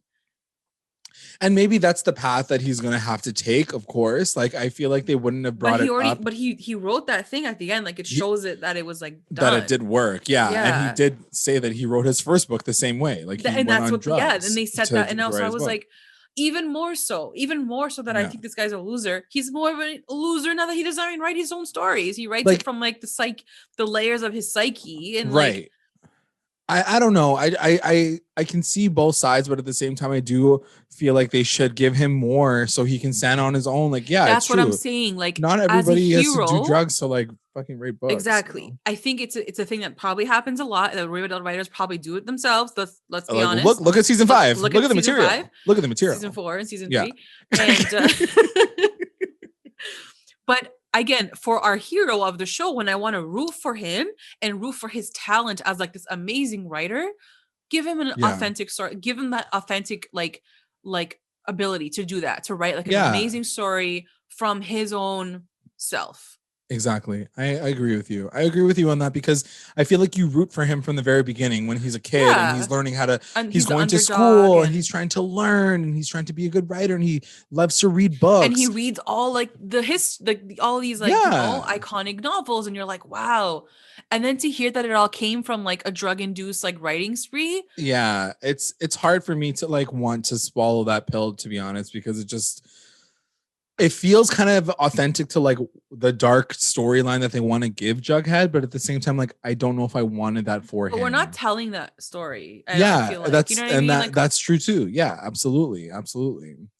Anyways, so while he's like handcuffed, she leaves, and then he starts to have like visions. He has visions that like Betty's downstairs. He had a trip out. So this is the big, this is a big moment, and she like uncuffs him. She apologizes for like what happened in high school. So clearly this is all like bubbling into his psyche. Question for you. Were you surprised that moment was mentioned in this like trip out? I was surprised because I feel like there was more I guess I wasn't surprised because I almost thought that this was going to come up earlier, but I guess they're now only just getting to this whole thing about like how he feels about Betty, his unresolved feelings toward like why they broke up and like all this other stuff that I'm sure we're going to get now an answer to. I'm sure in the second half of the season, we're going to explore the relationship, what happened with them, like why they broke up in the first place, and like why, all of this has been sitting with him for so long and really fucked him up clearly, So yeah, what about you? I 100% agree with what you're saying. And I think I was definitely surprised. I liked it. I think it makes sense. But again, going back to that last scene where she is telling him, like before we go to the flash forward, where she says to him, like, I kissed Archie, because his reaction was so like, okay, as long as it's something serious, it's all good. Whatever. Because that was so like that. It's so hard for me to believe that in 7 years, he's still holding on to that thing. Like, dude, that wasn't like they didn't even have sex. They just it wasn't this traumatic, like huge thing. And 7 years, like that's a long time. 7 years of you like dating all these other girls. You've had success with your book. You've gotten rich. You've done drugs. Like in that scope of everything that's happened to you in your life, like that one little thing is gonna be. And I think it can. I'm not saying it can't be that like traumatic thing in your psyche. Yes, it's just that we didn't get that initial like reaction from him, so it was so hard for me to still believe that like, wow, he still felt some type of way about that, like 100%. But to your point, they might get back to that they might get back to that, and maybe there's like a scene that we're gonna be able to see, like a flashback where like Right. there was a secondary conversation after that happened that he was like, I can't be with you, I'm done. Yes, which is why there's that text conversation that happened that was mentioned in the first episode after the time jump, that like everyone's like, what was said that broke them up? Like what was that thing that like really like put it over the edge? So yeah, for sure. I think that like now is a good time to explore their feelings around it. Yeah. Anyway, so he talks, like he's having these like hallucinations. He makes out with her on the bed. And then he sees like Jess kind of come in, kind of come out. So like there's this whole like trip that he's having. And before we move ahead, and this is like the only place that I think that it makes sense. I'm not going to read the entire thing, but at JC's Keen on Twitter, thank you so much for sending what you sent. They gave us an entire thread of this their interpretation of this moment. And they talk about the fact that Jughead has this experience with Betty, which is like very innocent and very like, you know, like this idea that like she would never allow him to have done drugs and like to go to this level. Then you see Jess on the other side, who is like completely extreme, completely off the rails, would totally let him do drugs, but like was so toxic for him. And then you have this middle person who's introduced, who's the last person that he saw, which is Tabitha, who allowed him to do drugs, but she's also was supportive. So she's like this person that works the best for him. And this our Twitter person JC says that like this is why, you know, there's a slow burn storyline for Jughead and Tabitha, which sounds amazing. I was so excited when I read it. I mean, we said it from the beginning. We were like, there's something different about Tabitha and Jughead's dynamic, because she's not taking his shit. Right. She's like dealing with it, but she's also giving it back to him, where like Betty, you know, was kind of just putting up with it. Having said that, we haven't seen adult Betty and adult Jughead. Yes, Betty was still like a teenager at that time. So like, of course, she's just going to go with whatever her boyfriend, you know, says, and don't do drugs because I'm scared of drugs. But who knows, maybe now that she is older, she could have still been like, do your thing, but be careful. We don't know exactly if that would have been, you know. It was just a very interesting theory in terms of the way they laid it out. Thanks so much for writing all that down. Really, really cool. So anyway, cuts to Cheryl and Minerva dancing in Thornhill. And like, they're just having a good time, whatever. Nana's in the corner. And then Penelope jumps out of fucking nowhere. And she's like, yo, like the entire fucking maple grove in front of the house is burning on fire. And Are you guys fucked? She's like, have you seen outside? And then like Cheryl goes to the window and it's like flames. Literally like flames. Reflection. I'm like, girl. Everywhere. I was like, guys, come on. How did you not see that? You couldn't look out your fucking window? It could have just been like fire. Smoke at least. Like, because then like at least with smoke. But I'm like, it's flames. It's like literally like burning flames. They're like, oh my God, what are we going to do? Like, again, I was just like, this is so fucking nuts. Like, it goes like this, and then like I said, it goes like it's so like stupid sometimes. It's so stupid. Like, so truly. Anyway, so Penelope comes in, and Natalie goes on to say like, it's the curse. Like, we all like need to do something about this. We all must die. Like, this is our fate. And then she says, unless we sacrifice the interloper, the person who's there with them, which is Minerva. And Minerva's like, peace. Like, I'm out of here. Like, you guys already killed me in another show. Hell nah. Like, freaking. I'm not doing that shit right now. And then they go on to say, we must pray for wind. What the actual? You never prayed for wind? You never prayed for wind with your grandma on a Sunday afternoon? Oh my God. Dead. No? Like, no. It doesn't even shock me. I know you're freaking out, but it truly didn't even shock me, because I'm like, this is how ridiculous the show is. They were gonna kill the girl 5 seconds before that. God. So how is witchcraft worse? It's probably better. You're like, at this point. But then I was just like, what is happening? Are they witches? Because they did pray. They did, yeah. They pray. They sit down. They're praying. Moment, yeah. Full craft moment, and the wind comes and it moves directions, and like I guess it saves Thorncliffe or Thornhill, and I'm just like, what? So like, are they witches? Are they witches? And it always perplexes me, because like Penelope is not a blood blossom, right? Like, she was married into the family, so like whether or not Nana has special powers. Cheryl does because they're Blossom. Like Penelope's married in. She's like the in-law. So like, True. how does she have all these powers?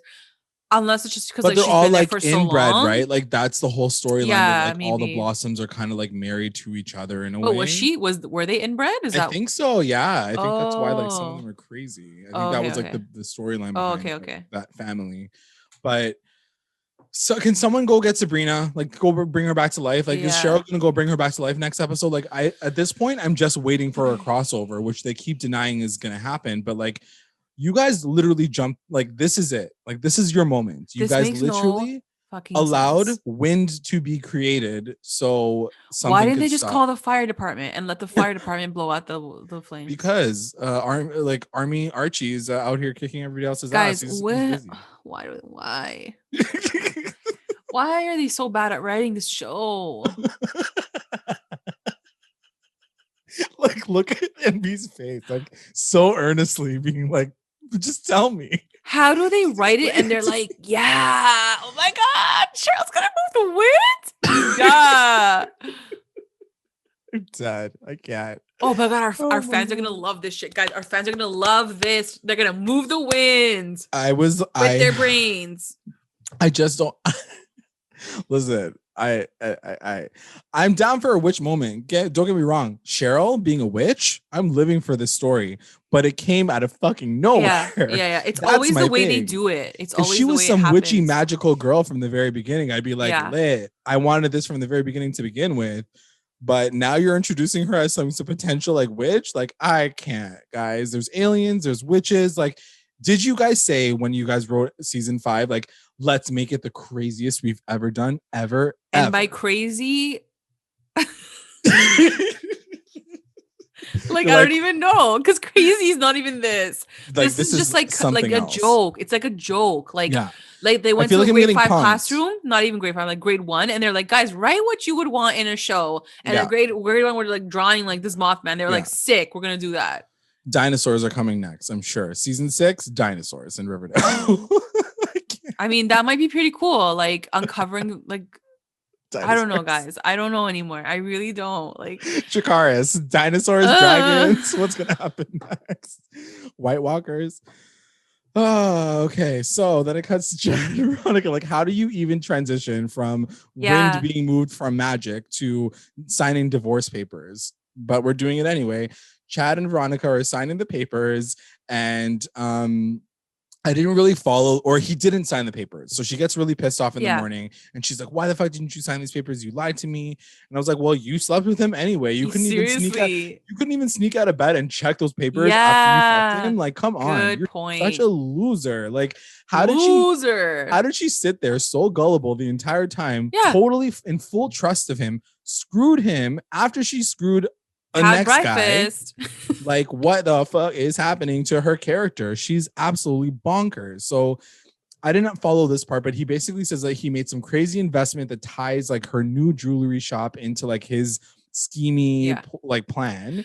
And he's like, you can't divorce me now, because if you do, then I'm going to take you to court and everyone's going to find out that you're like a part of this dirty money scheme and like the She-Wolf of Wall Street. Like, the amount of times that they say She-Wolf of Wall Street, like they must have already. But this was the one time where it actually made sense, because he was like, who's gonna ever believe that the She-Wolf of Wall Street didn't know that I was doing these things? Yeah. And it's true. Like, it's true. That's you claim to be this boss ass bitch who like runs all the finances, and you let your husband do all of these things.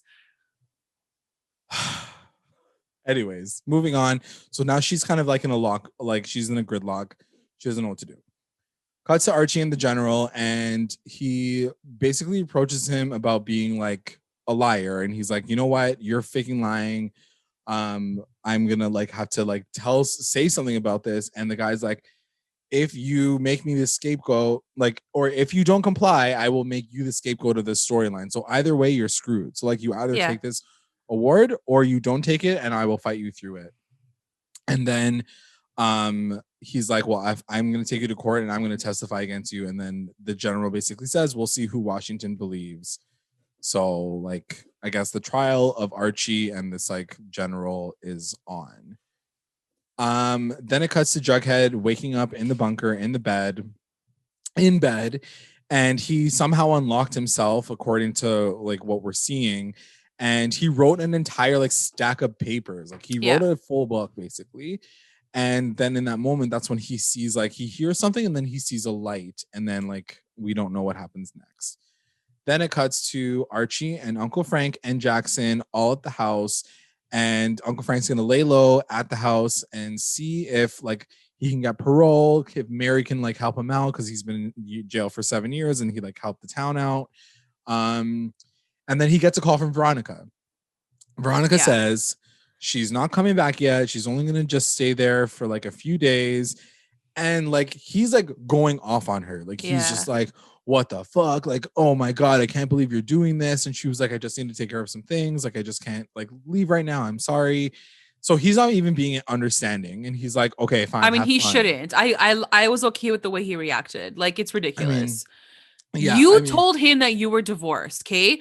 All he knows is that you're done. Like, you're clean cut, you're divorced. You ran to him and you slept with him. So for him, he truly thinks she's done. And now all of a sudden, she's like, wait, I got baggage. Like, this is no, totally. Like, I love the way he reacted. And like when they hung up, he was like, hey, have fun. Like, do your thing. It's like, bye. But he was pissed. Like, he wasn't like, come back to me. He was pissed. He was cheesed. And I hope he keeps that. I hope he doesn't say like, he doesn't like fall back into like something else. Yeah, true. So anyway, so that ends, and then it cuts to Hiram and Reggie, and basically this is just like a cheers moment. He's just like happy how everything went down that night. He's like, good job, Reggie. Hiram's like high-fiving himself, like everything's good to go. Then it cuts to the Cooper residence. Anyway, so we'll get to the end. Then it gets to the Cooper residence. Turns out that Charles is okay. Glenn is also okay. Is Chick dead?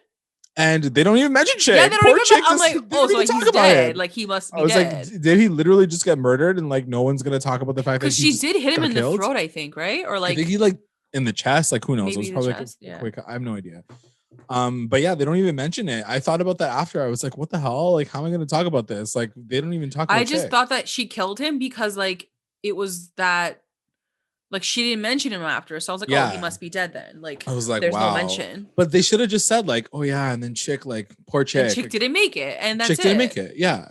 Like, so it's weird. So weird. Why not add that line in? I don't know. If he comes back at this point, but also like, what a shitty way for a character that we've like some people say that Chick was a fan favorite. Like, there were a lot of people who like really he's been in this show longer than like Kevin. I feel like. Yeah, and he's had more lines and more creepy things happen, and like, and now at this point, like, he just gets stabbed in 5 seconds, and there's never a mention of him again. Like, it doesn't make no sense.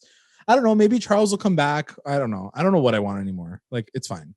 So then she goes on to say to Alice that the FBI has decided to move the case up north, and then she goes on to say to her mom, don't worry, I will get justice. And then it cuts to her like putting on a trucker hat and driving a truck like away from Pops. So now she's a truck driver, I guess. Like, what did you think of the way that this all ended with Betty? I mean, it makes sense. I guess, like, I think I got it. Like, I think I understood. I didn't understand why she had to go into a truck. Like she could have just had a car up in that gig. But like, her search for her sister is ongoing, and like, I respect that. That's where she should be right now, and you know, I get that. And then the final scene that we get is Tabitha going downstairs, and we see that the handcuffs actually have blood all over them, the papers have blood all over them, and now Jughead is like completely missing. There's like a line of blood, I think, that trails to the outside. So like, she doesn't know where he is. And that's the way the entire episode ends. Yeah. Why do they always make Jughead the one that's either missing, dead, bleeding, or all of the above? Why is he always the character that this happens? I don't know. That's a good point. I just think it's because it's like, he is such a fan favorite, and people are always like so worried about him. Yeah. But in the time jump, like, I don't really care about this guy. You know what? This show has no stakes, right? So like, for me, I'm not scared. He's gonna come back unscathed. He'll be fine. It's like, true. I have no worry because they will never do anything to him. They won't kill also him, question ever. Was it his writing hand that she had locked up? It was his other hand, right? It was his left hand. So yeah, he probably writes with his right hand, or types, or maybe. whatever. I didn't understand that either. I was like, girl, you're trying to get him to write. You can't handcuff his hand. Handcuff his leg or something. Like, yeah. girl, what the hell? Anyway, so he's missing. And that's the end of the episode. That is the mid-season finale. Sorry.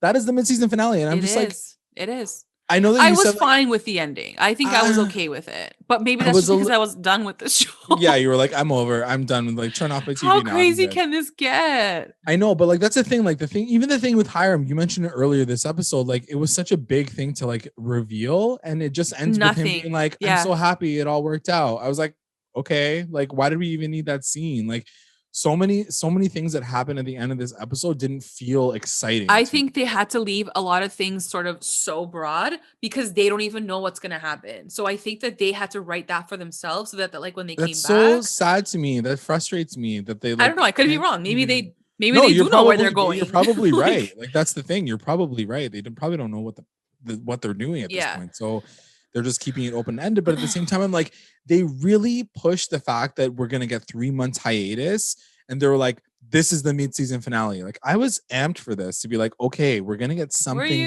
that I can sink my teeth into. I was even after last episode, I was really hoping this episode was gonna be lit. And then I have no faith anymore. I truly don't, guys. Because again, like the stakes, it always comes down to like the stakes in a mid-season finale or like a finale. So whether or not something drastic does end up happening, will it have long-term repercussions? Probably not. It's gonna end in a cliffhanger, which it did. It's gonna be like, oh my god, is Jughead missing his hand?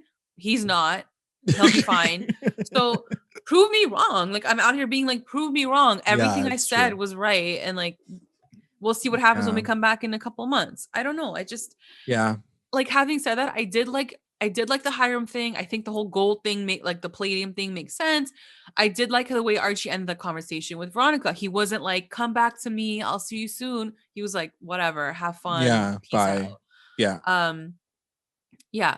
I felt like I missed a little bit of Betty and Archie, like a friend conversation, even just to be like, are you good? Like, how's everything going? Like this girl is going to drive a truck in disguise, and like he's like nowhere to be found. Instead we like have him focus on like it would have been really cool if they ended off with that. Like if he was like, I'll come with you, and it ends like that. Like that's the thing. They have so everyone many, be like, oh shit. Like that's the thing that frustrates me the most. And I said at the beginning of this episode, there's so much material. There's so much material that they could be working on. And yet they like just decide to expand and like take on way too much when they can focus on one thing at a time and like knock them out this way. And instead every character is doing absolutely the most in every single one of their storylines. Like Veronica's out here like dealing with a crazy divorce situation. Archie's dealing with the army. Fucking Betty's dealing with a serial killer murder storyline. Like they didn't need to have Charles and Chick in this episode. Like they really didn't. Like I could have just used something easy with them with Polly or Glenn. Like it didn't need to be like this crazy. Like that's what I mean. I just feel like you guys could just hone in and really. And like in the end, he didn't even die. Thing. Yeah. So like no one died. Like it didn't really like the prison break didn't. Imagine if Alice legit killed Charles. Like imagine if that legitimately happened. And that's what I mean. They would be able to build you to a level of emotion to care about that story if they focused you in on that. And that was 30 minutes of them sitting with these characters. Instead, you're talking about 7 different things at the same time. And guys, just focus up, man. Like that's all the advice I could ever give these writers is like focus in on one and stick to it and write it well. Like, I don't know. Anyway, that's it. That's our mid-season finale, guys. So like that's what it is. Don't forget, we got the roundups coming up. Let's do it. We got a lot of them. Let's go for it. Recap roundups. Best moment. My best moment. I think I did the ending, sort of like the how the show leaves on this cliffhanger. I like the way Betty's ended, Jughead, Archie, Veronica, whatever. Like I think that whole ending kind of left off in an okay way considering what we were dealt with. What done happened. Yeah. My best moment is Betty slapping Glenn because I thought it was just like a boss moment for her to be like, what? So that was cute to me. WTF moment. What was your WTF moment? WTF moment. I said probably like everything. Hiram digging for gold all of a sudden or whatever. Yeah, like so played random. him. Jughead cut his hand off. Even yours. That was one of Yeah. mine. Like everything was like, what the hell is What happening? the hell is like, happening? My WTF moment 100% has to go to the fact that Cheryl is now using magic to bring wind, like with her family, and I was like, Riverdale, you just went nuts. Like this is the craziest thing that you guys have done. You guys have done some crazy ass things. I was very shocked. Yeah. MVP. Who's your MVP? I mean, is there anyone else that we have? There's Is there no one anyone else? Betty It is is the Betty. carrying this freaking show. On the shoulders. Carrying. Just She going. is. She's killed Betty. Like she's a Yeah. freaking assassin looking for her sister. She just does it all and truly like selfless. Like truly, like she always is looking out for someone else and like trying to save either her family or like girls who are being killed by TBK. Like always trying to do something for someone else. And whereas you look over here and Jughead's doing this and Veronica's doing this. What are you guys it's really doing? funny that you made that like comparison between the two of them because like it is true. Like when you look Yeah. at Betty, she's not doing anything for herself. For herself, She's no. literally doing it for her family. She's trying to keep her family together. She's trying to keep her mom happy. She's not doing anything outside of just having to figure out what needs to happen. And then Veronica's out here like fucking two men and like trying to get a divorce. Like, why? LVP. Who's your LVP? LVP, it's gonna be Veronica and Jughead. Like I said, I just feel like the narcissism is like at an all-time high between these two characters, and everything they do is for themselves, for their own gain. They like sacrifice other people's feelings in the process. Yeah. And then they're just two characters that are right now is very hard to stand behind and like root for. Mine is gonna be Veronica, so like one of your two. Yeah, she just really disappointed me this episode. Like I was like, is this what people wanted from her character? Like I don't think so. So where's her, like I want to know what her retribution storyline is going to be, but she's not bad enough that I can't imagine people defending her and being like, no, but it's not that bad. Like she's really in a bad relationship, so she's got to do what she's got to do. And then she was completely manipulated by Chad, and like that's why she's doing what she's doing. I'm like, no, like but at the same time, like she's in this middle ground where like she's not likable, but she's also like not hateable. Yeah. Like it's like to your point, if she was a pure villain, I'd be like sick. Let her have her moments. Look at Hiram Lodge. We got behind a bad villain before. Like it's definitely possible. If she was like a sneaky snake and could do like all the sneaky stuff, I'm down for that because and see her finally moving through it and like becoming something great by the end of the season or whatever. She's just being like this helpless girl, and then at the same time trying to be the She-Wolf of Wall Street, and at the same time trying to be like nice, but also like trying to help Archie, but also like doing it for herself only. Like very weird character writing. Also like opening up a jewelry store when the whole town is bankrupt. Like you're so like, off. Get out of here. Like you don't know what's happening in the world. Like everything you did to help the town was just to buy. Like you paid for everything too. Yeah. Like, it just whatever. It's very hard to stand behind those two, especially. Pass on Veronica. The best line. What was your best line? Best line is gonna go to Chad when he says to her, nobody would believe that the She-Wolf of Wall Street didn't know about the dirty dealings going on in her own business. And it was just such a great moment because we've been making fun of her being the She-Wolf all season. Yeah. And he kind of flipped it on her and he's like, you're gonna be this boss bitch and you're not gonna know what my stuff. Saying that shit? Yeah. You know, and so they kind of like turned it on and on her, and it was good. It was a good line. My best line is when Nana Blossom goes, "We must pray for wind." Yeah. It was like, okay, I guess that's what we're doing now. Cool. Yep. I'm gonna go for it. All right, let's get into our listener roundups. Thank you guys all for submitting. We're gonna try to get through as many as we can. Looks like we wrote down as many as we could. So let's do it. Let's have the top. At Becca Sarah, best moment, Tabitha and Jughead dancing. Mm-hmm. That was a big one for you guys. LVP, goodness gracious, the writers. LOL, Hiram and Reggie for burning down the maple trees. Gosh. At TNT Morby says, best moment, I enjoyed the absurd nightmare vibe of the twins' birthday right when the bell rang and Charles and Chick arrived, still in jail clothes, guns in hand. Surprise! WTF moment was they got me with Betty's pincushion trick. I was pretty sure she hated Glenn enough to really do that. That's true. Very true. MVP Archie, for once, he did save the parents and students from the inmates, and he wants to be honorable with the army stuff, even if it costs him everything. Okay, I'll take it. LVP Reggie burning a forest like that. How dare you? The earth is dying. That's not nice. Our best line is Juniper, get the door. Who sends a child to answer an unexpected knock? Literally no one. It's ever. so true.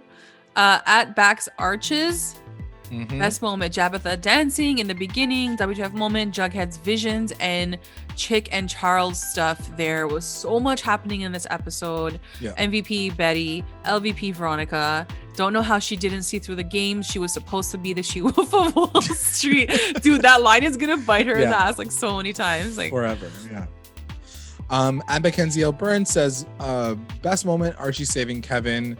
Barely even noticed Kevin, not gonna lie. Seriously. Didn't even mention Did he save him? Yeah, like very, very quickly. MVP Tabitha, yes. LVP Chick and Charles. Best line, Tony is on bed rest. That's the explanation we get for Tony's absence. Woman shrugging emoji. WTF moment is Charles telling his 6-year-old niece Juniper to stab Glenn, the worst birthday ever for the twins, and they have had really bad ones. It's very true. There's also too many CH names like Charles, Chad, Chuck. Like what else are you gonna have over here? At Micah Dazit, best moment, Jughead, Tabitha kiss, WTF moment, the whole episode, specifically Jughead's alien issues. MVP Archie for saving the town, well, sort of. LVP Charles, Chick, and Juniper, and Dagwood, and Archie's army general. All of them. At the cast. Best line, I got my ordination online with the help of my son, Charles, Alice. And now I can preach to anyone. And I am mentally unstable as always, and I need FP with me. She does. She needs them. Adam TV Horse says, amazing episode. Okay. Best moment, Jughead tripping. Not a Bughead fan, but I still loved it and how emotional but freaky his trip was. It was really well done. Like I like that moment in the bunker. Yeah. WTF moment when Charles and Chick showed up at Betty's to get married and Alice knew about it. Also, Psycho Charles was amazing and should have debuted in season 5, episode 2. Yeah, I mean, we've already said this before. Like when he turns out to be like the serial killer, there wasn't a moment where you see like a psychotic break with him, which kind of sucks. Yeah, like they should have had him just go a little nuts. Like he went nuts in this episode. Which is cool to see. MVP Jughead. I used to be a Jughead hate account, but he's been so funny post Time Jump. I didn't think that they would actually show him using psychedelics, but go off. LVP Archie. What did he even do this episode besides get his ass beat? However, I do love the anti-military angle. Yeah. At Cynthia421, best moment, Jabitha kiss and Betty slapping Glenn. WTF moment, Chuck and Charles wedding nuptials. MVP Betty for carrying the Riverdale series on her back, agreed. And Archie for saving the parents at the school. Do you notice how there's a pattern? It's MVP Betty and Archie, LVP Veronica or whatever. Veronica writers are slaughtering her character as every episode goes by. Could not agree more. Yeah, 100%. At Shoni5 on it, best line. Jerry got a concussion and broke his shoulder. I don't know why that was funny. That's so funny. Who's Best Jerry moment, though? The kid that gets like chucked down the stairs by the twins. Oh yeah. Best moment, the Blossoms going to sacrifice Miss Marble. WM, what's WM? Worst moment? Oh, worst moment. I forget that you guys do this sometimes. Worst moment, Varchie and Archie's storyline, so repetitive and boring. WTF moment, Jughead tripping out and making out with Teen Betty. MVP, Tabitha, LVP, Archie, and Hiram. Okay. They're back again. At Sierra Johnston, best moment. Literally anytime Tabitha was there and Minerva backing out of a sacrifice. WTF moment, just Alice. Like I didn't understand what her motives were. MVP Tabitha, the only sane character here. LVP Veronica, like bitch, you mad Archie cheats? Now you cheating? Aslan, what is going on? Me. What a great way I to love end that we end that. That's great. Thank you everyone who always submits and love it, guys. We love reading them.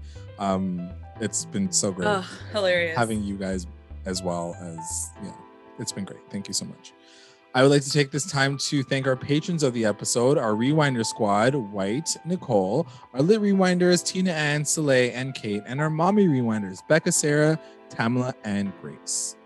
Thanks, guys. And if you would like to join our Patreon family, check us out at patreon.com/recap_rewind. You're going to get access to all things Recap Rewind, exclusive contests, content, updates. We got some really cool things coming out at you. We got a very, very cool Riverdale community member coming up on the podcast. So we're going to hopefully record that soon for you guys. And if you guys, want more stuff, shoot us a tweet, shoot us an IG, shoot us a comment under this video that you're watching on YouTube right now, and you've waited an hour and how long is this podcast? Almost 2 hours. It's been gotten to the end. nuts. Thank you. We love you. Let us know if you guys want any more content from us for Riverdale. We're going to be coming out with a bunch of new stuff, so stay tuned for that. This is it. We are done. Well, not done. We're on hold. I guess, yes. Until, we're on summer, hold for another 3 months until the summer. So make sure you guys are checking us out on all of our socials. We'll try to stay as live as possible through Instagram, Twitter, YouTube, Facebook. You can also find us on Google Podcasts, Spotify, and iTunes. Make sure you guys are liking, make sure you guys are subscribing and following and reviewing and commenting to stay engaged with us at Recap Rewind. Thanks so much for listening. We'll miss you, but stay tuned. Bye. Bye.